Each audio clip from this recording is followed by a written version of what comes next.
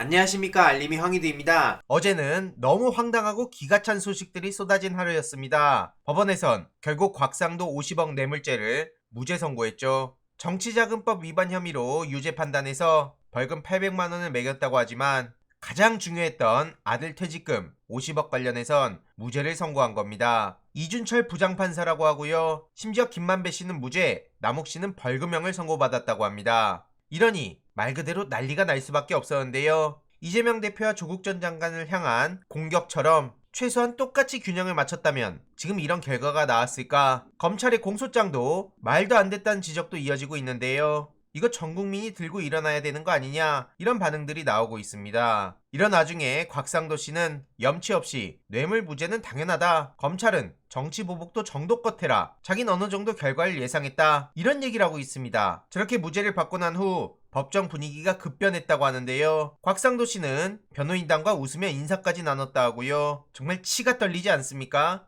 이게 상식선으로 납득이 되냐고요. 30대 그룹의 전문 경영인, 퇴직금 상위 20위 중에 4위를 차지한 게 곽상도 아들입니다. 곽병채 씨죠. 다른 사람들 직급과 비교해봐도 상식선에서든 도저히 납득할 수 없는 게 현실입니다. 이렇게 따지기 시작하면 한 푼도 안 받은 이재명은 볼 것도 없는 거 아니냐? 그런데 검찰은 왜 이재명만 털고 있냐? 도대체 이게 누구식의 공정이냐? 진짜 부모 찬스는 대리가 50억을 받아도 무죄인 거 아니냐? 이런 비판이 계속 이어지고 있고요. 이게 지금 대한민국의 민낯이란 겁니다. 그런데 정말 열받는 건 그나마 김건희, 김학의 이런 사람들은 주위 청년들이 대부분 들어보기도 하고 어느 정도 관심이라도 있다면 곽상도라는 사람이 누군지 몰라서 관심 없는 지인들도 굉장히 많았다는 겁니다. 아무튼 김의겸 대변인은 브리핑을 통해 곽상도 아들의 50억은 무죄고 조국 딸 600만 원은 유죄냐? 그것도 장학금 600만 원을 두고 철퇴를 가한 사법부가 퇴직금 50억에 대해선 어떻게 저렇게 솜방망이 처벌할 수가 있냐? 참고로 곽상도 아들의 정상적 퇴직금은 2,300만 원 정도라고 합니다. 그거의 200배가 훨씬 넘는 돈을 받은 거죠. 여기엔 검찰의 부실한 수사가 좋은 핑곗거리를 제공해줬단 거고요. 결국 50억 클럽의 박영수, 이들은 제대로 책임 하나 지지 않고 넘어가는 상황인데 법조계의 민낯이 고스란히 드러난 거죠. 그리고 어제 이상민 탄핵안이 본회의를 통과했죠. 저렇게 염치 없이 자리를 차지하고 있는 것 자체가 많은 국민들의 분노를 키웠는데요. 찬성 179표, 반대 109표였다고 합니다. 여당 내부에 분열이 생겼다고 보는 게 맞는 것 같은데 어쨌든 중요한 건 희생자들의 유족분들은 물론이고 많은 국민들이 국회에 명하고 있습니다. 민주당은 이러한 국민들의 명령을 따른다는 거고요. 오늘 오전 10시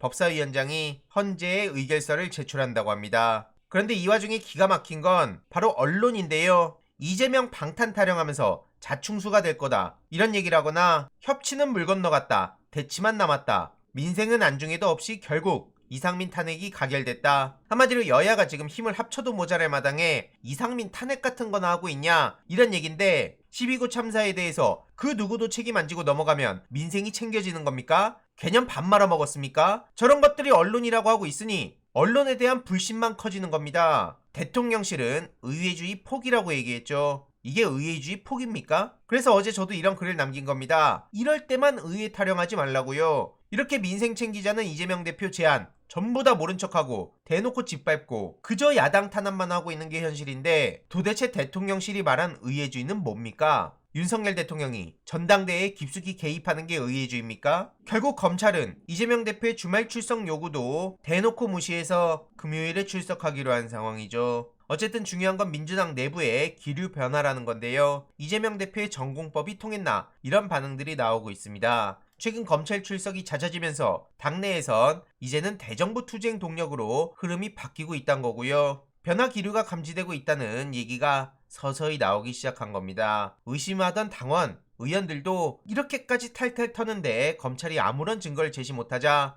검찰은 해도 너무한다, 저렇게 털면 누구라도 걸릴 것 같다, 이런 반응들이 나오고 있단 겁니다. 이러니 많은 시민들은 이렇게까지 버틸 수 있다니 한국같이 비리가 흔한 나라에서 나오기 힘든 정치인이다, 이재명 대표는 반드시 살아남아서 윤석열 일가에 책임을 물어야 된다, 이런 반응들이 이어지고 있고요. 그런데 이번 주 금요일, 즉 내일은 권오수 1심도 선고가 나오는 날입니다. 이재명 대표 망신주기 기사로 권오수 1심 결과가 묻히진 않을지 날짜를 의도적으로 잡은 건 아닌지 이런 합리적 의심도 나오고 있는데요. 묻히지 않도록 추가적인 소식 계속 전해드리도록 하겠습니다. 이번 내용도 유익했다면 구독, 좋아요, 알림 설정, 멤버십 가입 정말 큰 힘이 된다는 점 말씀드리고 싶습니다. 주위에 널리 공유 부탁드립니다.